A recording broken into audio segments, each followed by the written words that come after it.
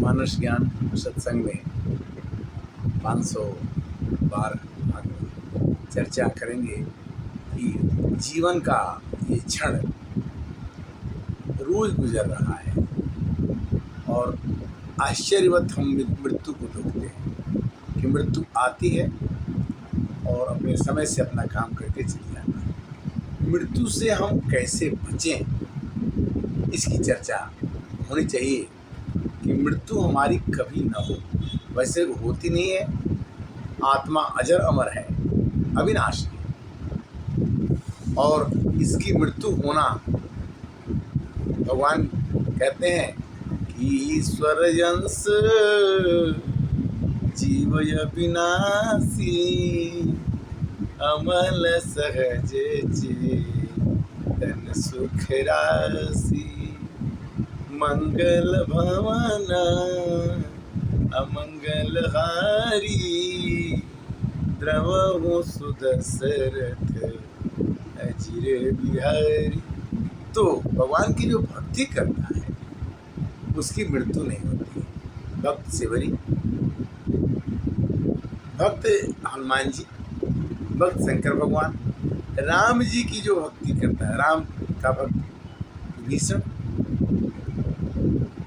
सुग्रीव, या जो अमिष भोगी जटायु, जिसको आज भी हजारों हजारों लाखों वर्ष बीतने के बाद भी लोग याद करते हैं, उसे हम भक्त की तुलना में मानते हैं। इसलिए रामचरितमानस में भक्ति पर जोर दिया गया है। मोक्ष प्राप्त कर लेने के बाद मनुष्य को दुख सुख नहीं रहता, वो स्वर्ग में रहता है, किंतु जिस दिन उसके शुभ कर्मों का संचय किया हुआ शुभ कर्म खत्म होता है, फिर वो मृत्युलोक में निर्वाण प्राप्त करना, मोक्ष प्राप्त करना, स्वर्ग प्राप्त करना, ये अलग चीज। किंतु भगवान की भक्ति प्राप्त कर लेना ये सबसे विचित्र चीज है। भक्ति क्या है कि भक्ति स्वतंत्र सकल गुण खानी बिनु सत्संग न पावहि प्राणी। भक्ति के लिए सत्संग करना पड़ता है, और सत्संग बिनु विश्वास न हरि कथा ते बिनु द्रवहि न राम। राम भजे बिनु सपने हूँ लाए कि जीव विश्राम।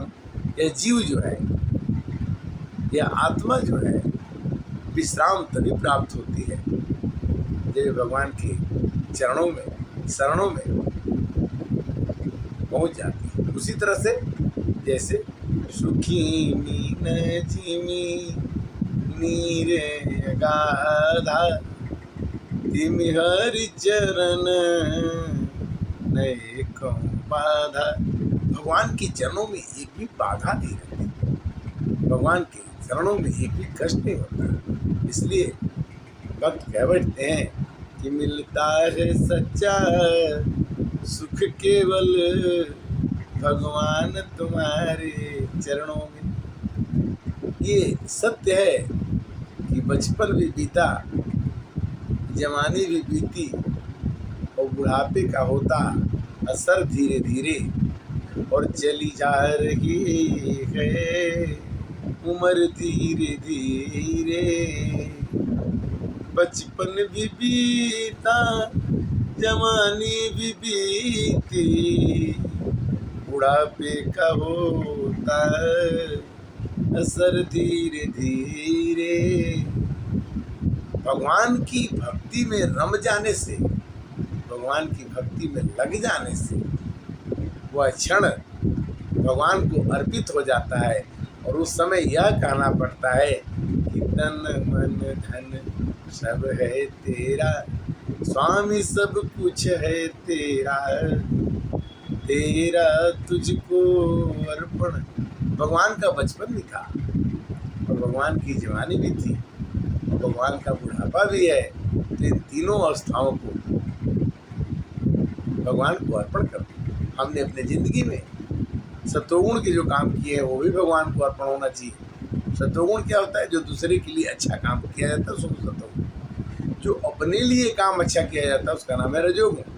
और जो दूसरों को बुरा करने के लिए काम किया जाता है वो होता है तमो। ये तीनों गुणों की चर्चा गीता के अध्याय 14 में परिपूर्ण रूप से भगवान ने बताया अर्जुन को कि खाना भी 3 तरह का होता है, सत्वगुण खाना, रजोगुण खाना और तमोगुण खाना। सत्वगुण खाना ऐसा है, खीर खा लिया, पालक खा लिया, करेला खा लिया, सात्विक भोजन। रजोगुण क्या, खूब चटकदार हो, मसालेदार हो।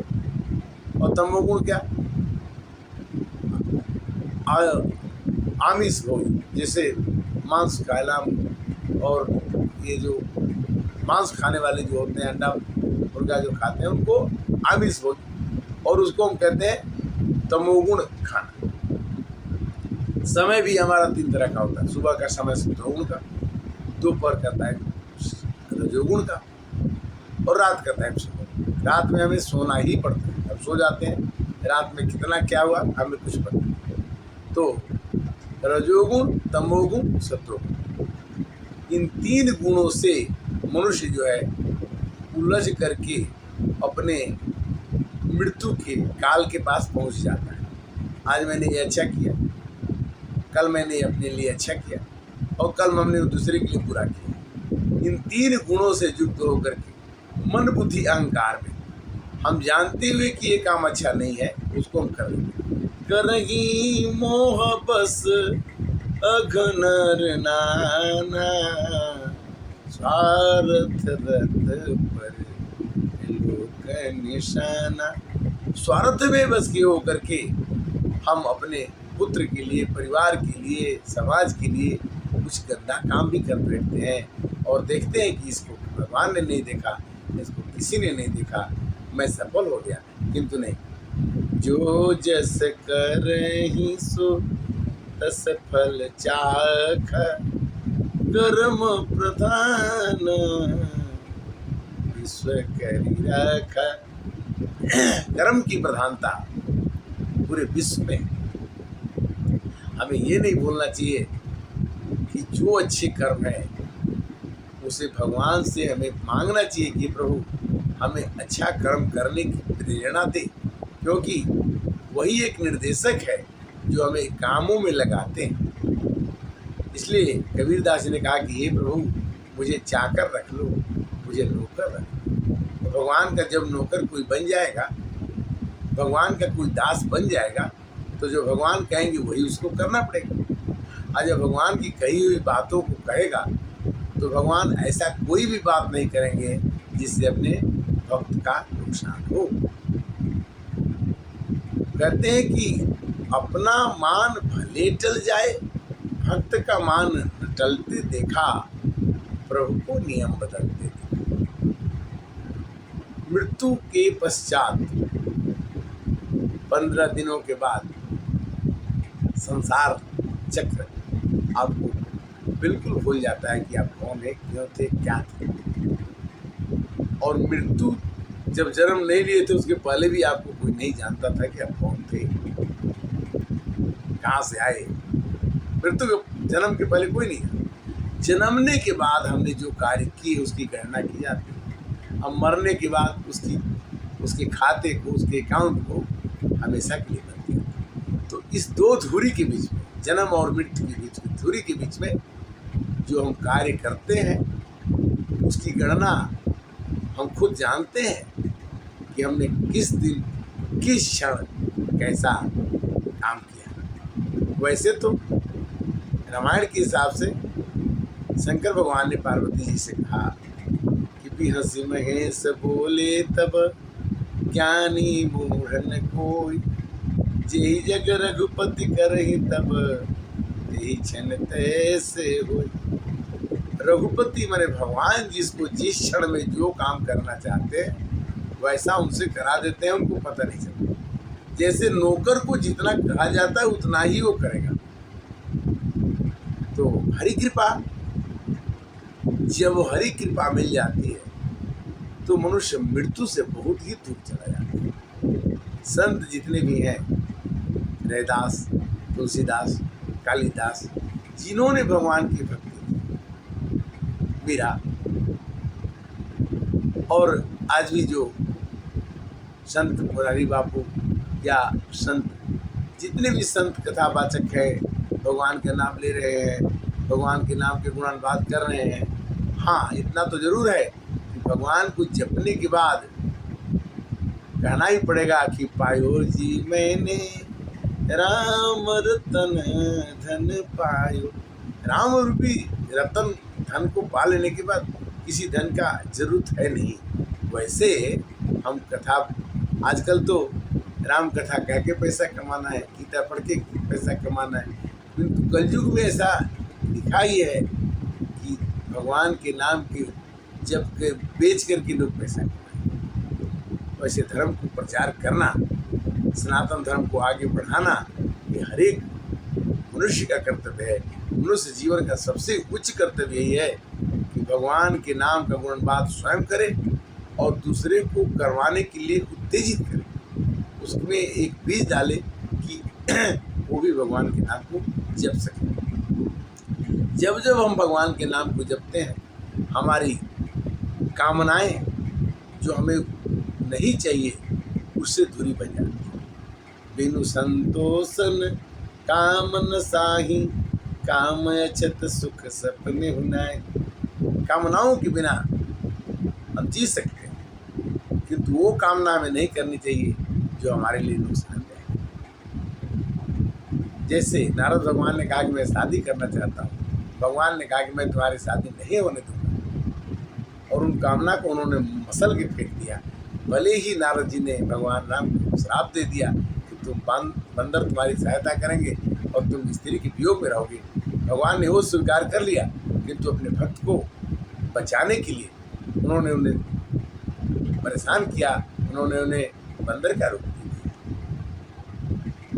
भगवान को हर तरह की परिस्थिति का सामना करना पड़ा। भगवान को नरसिंहावतार लेना पड़ा, भगवान को वामन अवतार लेना पड़ा, भगवान को कच्छप अवतार लेना पड़ा, भगवान को सूअर का अवतार लेना पड़ा। भगवान ने अपने भक्तों के लिए मोहिनी अवतार भी लिया, राक्षसों को अमृत और बांटने के लिए। तो भाव क्या है कि भगवान हमारे हैं, हम भगवान के, हम राम जी के, राम जी हमारे हैं। जिस दिन ये मन में भाव आ जाएगा, उस दिन से ये जीवन सरल और आनंदमय हो जाएगा। जीवन का हर क्षण आनंदमय कैसे बन सकता है? अपने अंदर भगवान के नाम का गुणगान करते रहिए, पढ़ते रहिए, चलते रहिए। काम तो आपको करना ही है। जीवन में बिना काम के तो कोई रह नहीं सकता। एक क्षण भी बिना काम के मनुष्य 24 घंटे के अंदर में नहीं रह सकता। उसे काम करना ही पड़ेगा, बाध्य होकर। प्रकृति उससे करवाएगी। प्रकृति ही काम करती है, मनुष्य करता किसी तरह से नहीं। अगर हम अपने को कर्ता मानते हैं तो हम उसमें फंस जाते हैं, हमें अभिमान होता है और हम उस काम को करने में सफल नहीं होते हैं। इस तरह से आज की कथा का विश्राम नहीं करेंगे। राम कथा सुंदर कर तारी, संशय भी हम उड़ावनहारी। जहाँ पर कृपा राम की हुई, तहाँ पर कृपा करे शनि। बिनु हर कृपा तृण नहीं डोले, बिना कृपा के तृण नहीं डोले। भगवान चाहें तो बंदर को हनुमान जी बना करके और पूरे संसार को दिखा दिया कि प्रभु तरपर कपिडार पर देखिए आप समान। भगवान राम ने हनुमान जी को अपने बराबर बना दिया। तो कहने का मतलब है कि भजमन राम चरण सुखदाई, जय चरणन से सुरतर निकली, शंकर जटा समाई। भजमन राम चरण सुखदाई। हरे कृष्णा।